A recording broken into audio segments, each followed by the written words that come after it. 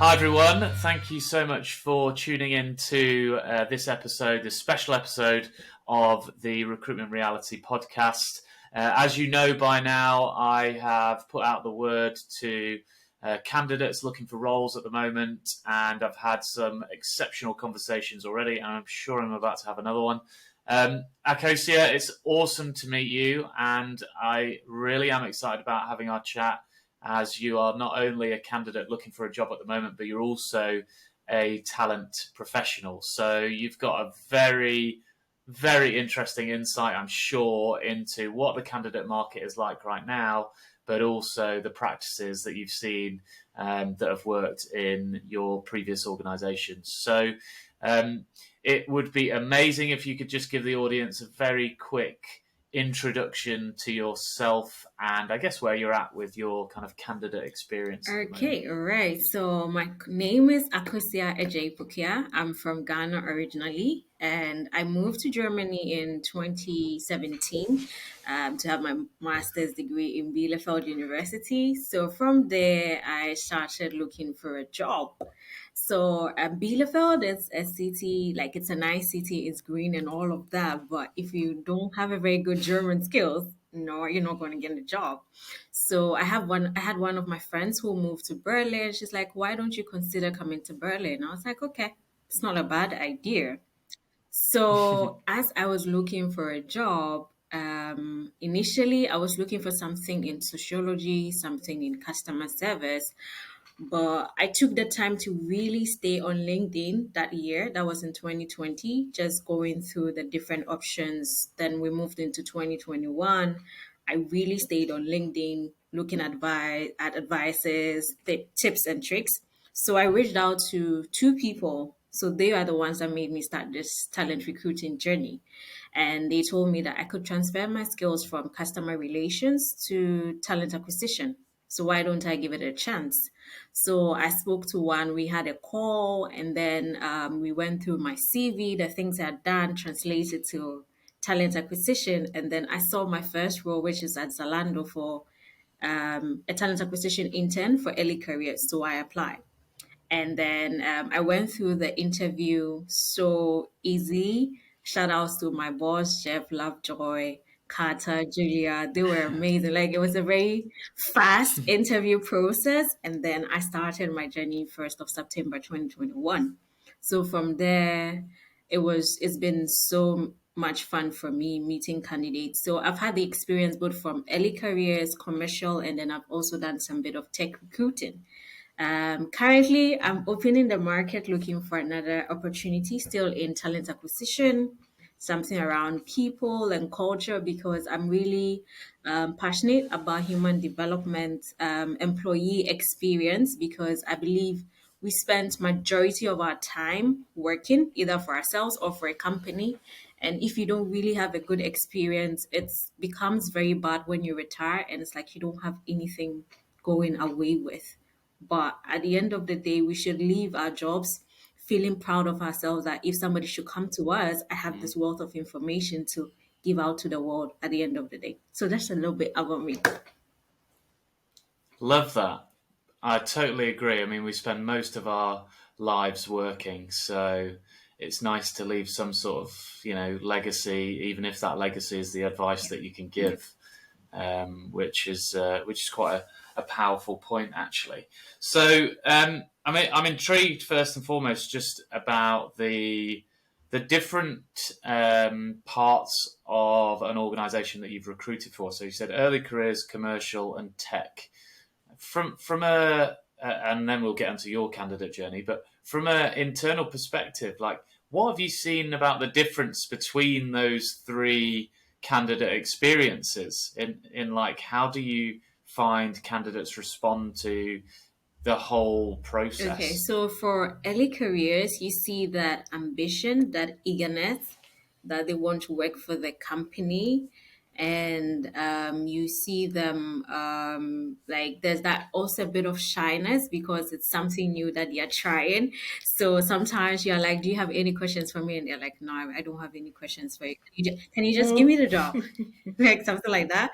And then you have those just few ones that are very exceptional that will go to the extent to ask you even personal things. There's one question I really like is when the candidates ask me, how do I find the company? What's my experience so far? Because then it gets personal so the person can relate to you.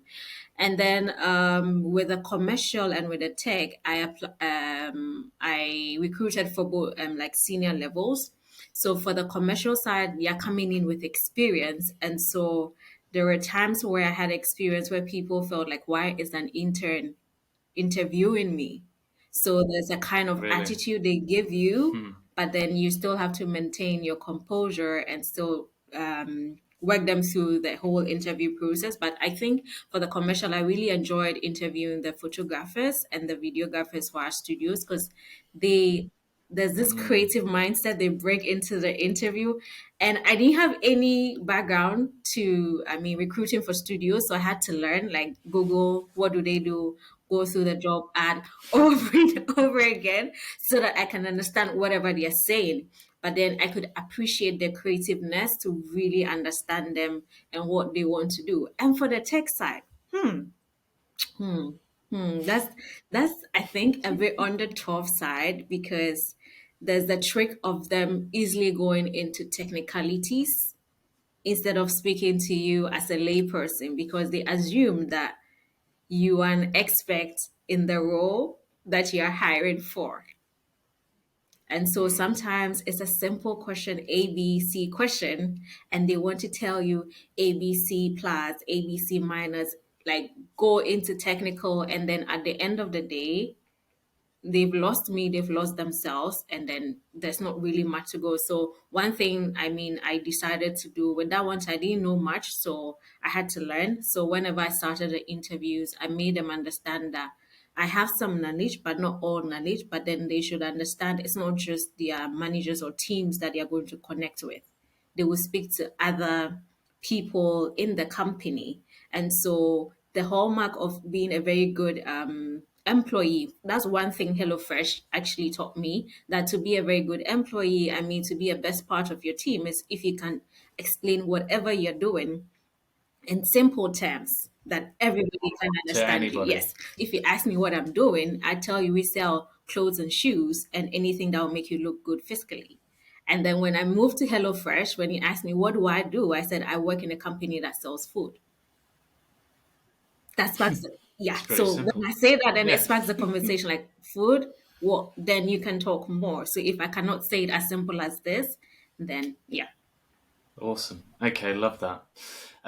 So look, let's focus on your experience yeah. now. How are you? How are you finding the job market over in Berlin at the moment? Yeah, it's saturated because there's a lot of layoffs that have gone on, so it's saturated. Plus, there are people already in the system that were looking for jobs before the people that were laid off also came to add up to it. So it's like sometimes you see a role on LinkedIn and it was just posted an hour ago, and it's like have like 100 applicants, and I'm like, oh my god, should I apply or not? So now Yeah. in the applications, you have to be extra, shall I say, careful, extra meticulous, like to actually really nail in what you've done, how you stand out to the crowd, and just making sure that you can really, really nail the resume and the cover letter if you want to attach that. So currently, yes, we are a lot in the market. So the competition is fierce, I would say. Yeah, interesting. So you've got to do random things like come on podcasts to try Yes. and speak to random Yes, speak blokes to in random. England and Yes, see if. because I mean, there I've seen like two different job posts that in on LinkedIn. I don't know if it's a technical issue. On LinkedIn, it says it's an entry level job. Then I scroll down to read the requirements, and it says 5 years of experience. I'm like, whoa, what is happening here? Yeah. So. I think I think that is. I mean, to pick up on that, I think that's just it's quite often laziness, to be honest. Right?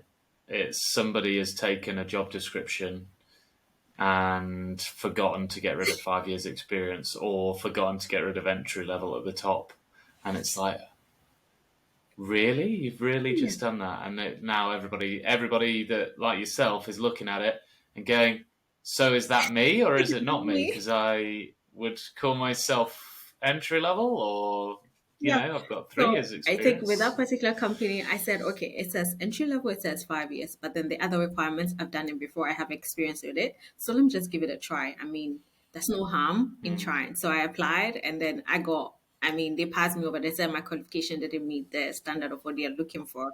And I was like, cool, no problem. So I didn't see it for a while. Then, like 2 weeks later, I see the same job post online, same thing, entry level 5 years. I'm like, what is happening? Yeah, how strange. I mean, it's not surprise. I'm not surprised. I don't know if you are, but it just happens all the time, right? And it's just about. I think hiring managers are part of the problem because they change their mind halfway through sometimes. So, what's um, what's been the biggest challenge? Has it been finding the opportunities? Has it been getting through to sort of telephone interviews? Have you got much traction in your applications or not? So I think, like I said, it's saturated now. The competition is fierce. So sometimes you might see something you think, oh, this is for me, this is entry level, but then you'd apply and then you don't get a positive response. So also, in terms of the requirements, now I realize as compared to 2021, there were a lot of English recruiting jobs that were available. Even when I was working, I would see some of these ones, but now I see mostly English and German. Previously, you'd Really? normally see English or German, but then now you'd see more English and German, and then more of jobs in German as well. So that is what I was talking with one of my friends, and she said she's also noticed that. Like now it's more like English and German. So you need those two to be able Mm. to actually go through it. I mean, I've had a few calls so far, but then as I told my friend, I said the streets is quiet. So for like more than half of the applications, there are no responses yet. And I don't know if there will be. No response Yes, at so all. I don't know if there will be responses now or in the future or anything like that. So, yeah, the streets is quiet. Mm. So we are looking for maybe March will be better, perhaps. I don't know. Yeah. That I mean, it's so bad, isn't it, when you apply for jobs and you hear nothing at all. It's just uh, the experience that you have in that must be very Yes, poor. yes, yes. Um, and quite demoralising. Have you had? I guess again, just putting your TA hat on.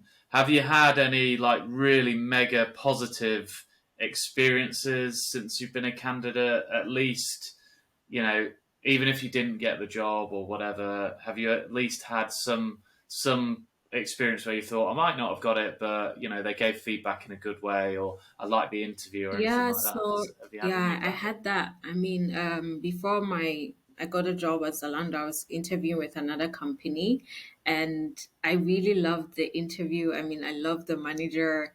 It was a very nice interview. I liked I mean, we had a case study I had to do. I liked the process of how everything went, but then I was already in love with Zalando as at that time. So I was like, I'm sorry, but then it was a very good interview that I actually put it down that if I had the opportunity and then the role was opened again, I would apply to that company just because of that manager. It was Mm. everything was well scheduled, everything was smooth, no issues with that. Yeah.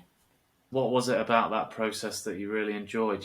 I mean, you talk about a case study. Most people get anxiety over, a case study or a role play. Why? What was it that made that So the okay? case study wasn't complicated. It was a simulation of how my day to day would be. So it wasn't like a 3 page, no, it was just a 1 page thing. And then you had to do it in a call, but then our cameras were off.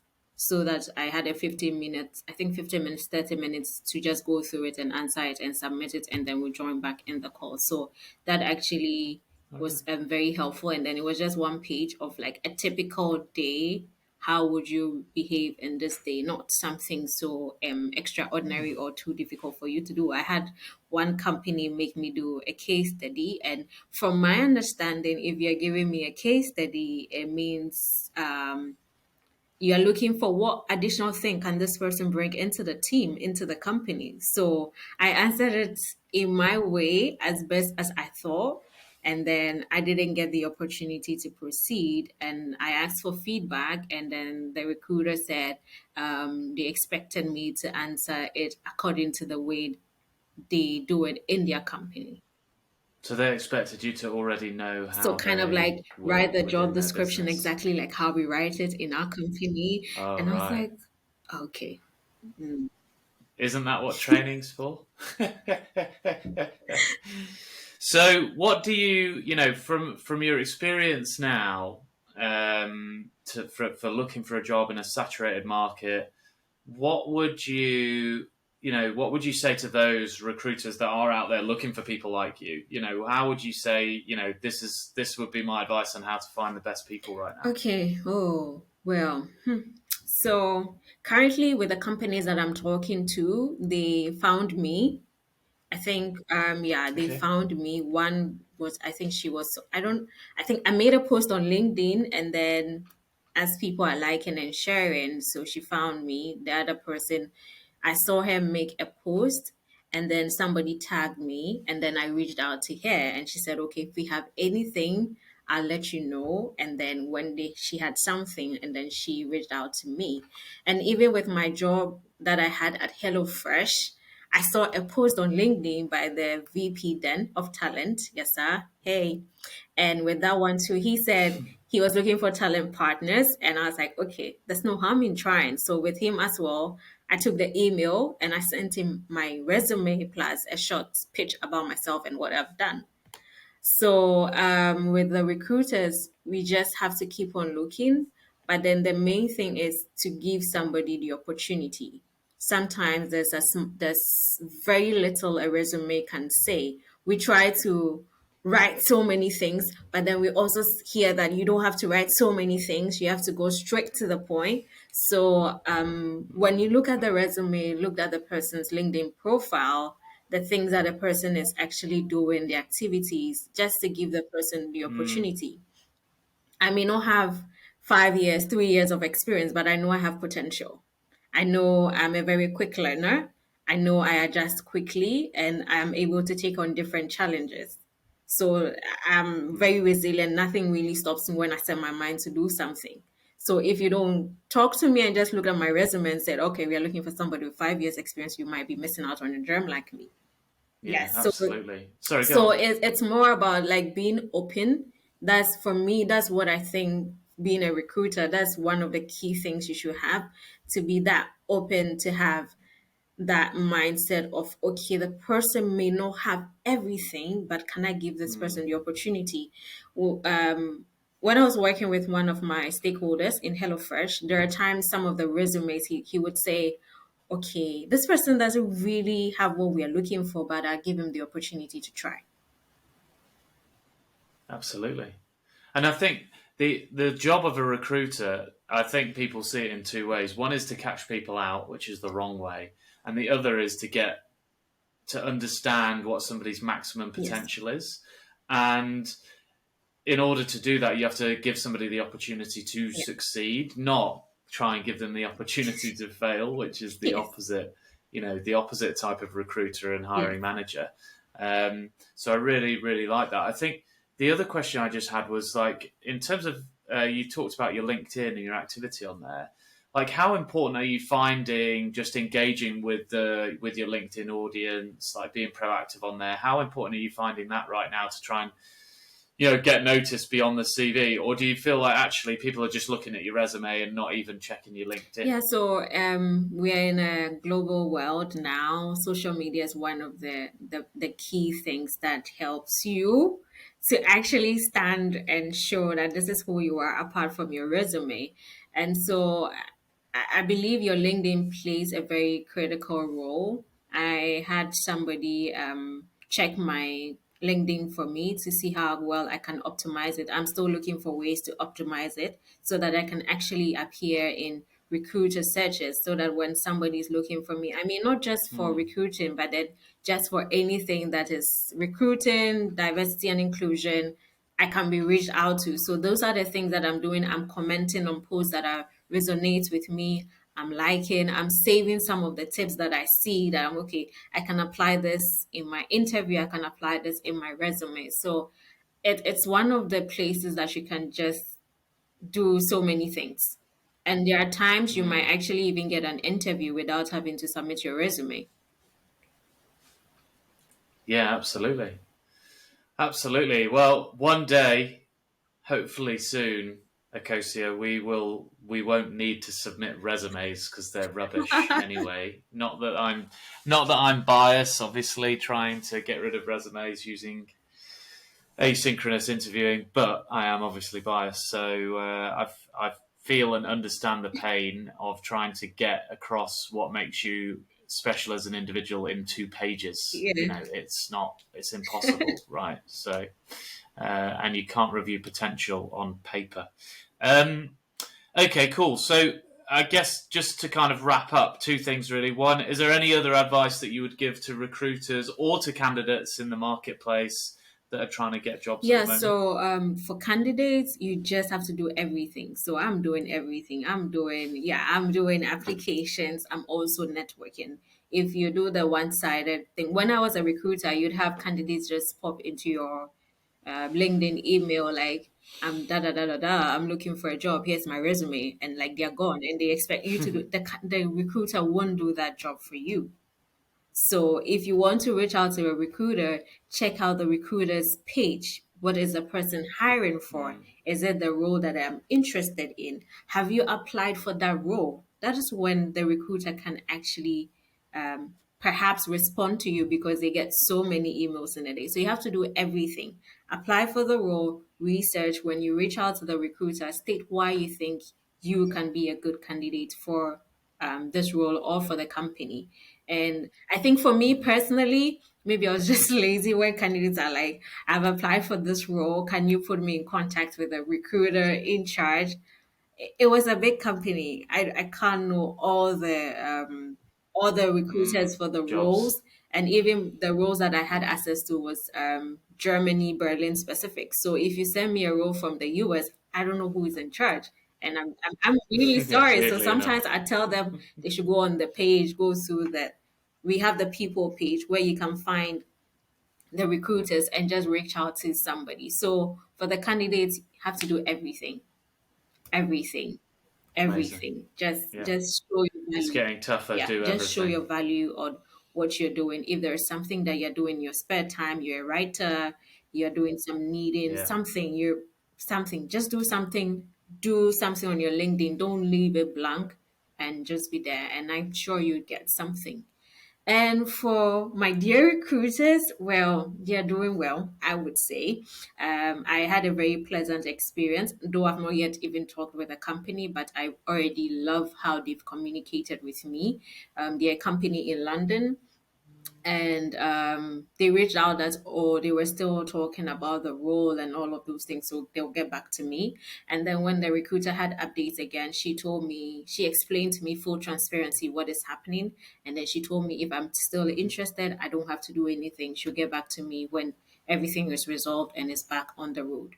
So those are kind of the things that we're looking for: the transparency, the Mm, communication, so that we know that we are not left in a big black hole, I would say.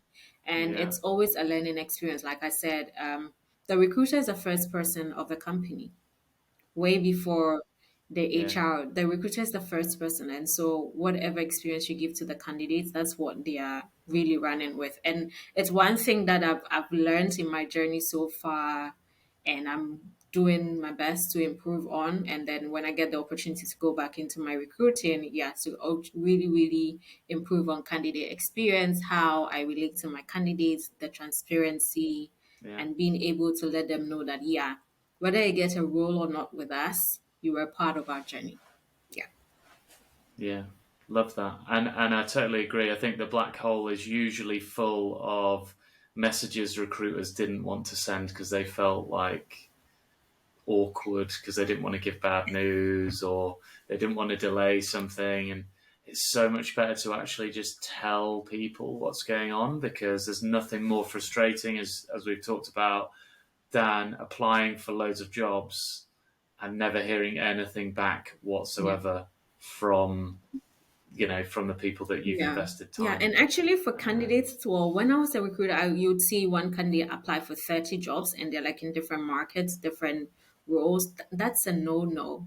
Sorry to burst your bubble, but that's a no no because it feels like you're just desperate, that Yeah, you no, don't I really agree. a I clear agree. direction. And sometimes it Yeah, kind of it doesn't put you in a very good spot. Like, yeah, you believe that you can do all of those things, but then really zone in on which area, which aspect that you really can work in. Because the ATS, yes, some people say there's a bot screening the CVs. I didn't have that in Zalando. I didn't have that in HelloFresh. We are screening them by ourselves, but then we can see the other jobs you have applied, and sometimes it raises yeah, some bells. And then you have candidates when they are rejected, they keep on applying for the same job. That also sometimes yeah, become a red flag in a way, especially if you've not really improved on your CV, or let's say you didn't request yeah. for any feedback and you're just applying with the same Just CV. doing the same thing. Yeah. Yeah. So, I guess it comes back to that doing everything is like do everything, but it's got to be the of value to the roles that you're trying to go yeah. for, right? So rather than apply for Yes. everything, it's find what you want to do and then do everything to Yes. win that job. And if you don't win that job, really important point that you made is get the feedback. And then if you do want to apply again, totally cool, but you've got to show Yes. what's Yeah. changed, how you've improved, all of that stuff to move forward. Well, look, it's been awesome to chat to you. Fine. Thank you so much for coming on. I hope you Yes. enjoyed it. Um, if people want to get in contact with you, what's the best way for people to reach out to you and say, hey, we need you in our TA organization. Yes. This lady speaks So for sense. me, LinkedIn, you can find me on LinkedIn. I would say 24/7. So I have LinkedIn on my laptop, my iPad is open. So whatever happens, I'm very much available on LinkedIn, that you can reach out to me. That's my number one social media site. Yeah. Awesome. Awesome. And we will put your LinkedIn link in the bio below, wherever it is, on the Sure. podcast. Um, so, look, Akosua, thank you so much for your time. It's been really good fun. I'm super happy to make the connection with you as well as hear some of your advice. And yeah, hopefully in 6 months' time or so, we'll be speaking again and you'll be smashing it in your Yes, new job. yes, definitely. Thank you so much for having me. It was wonderful and nice speaking to you as well. You're very welcome.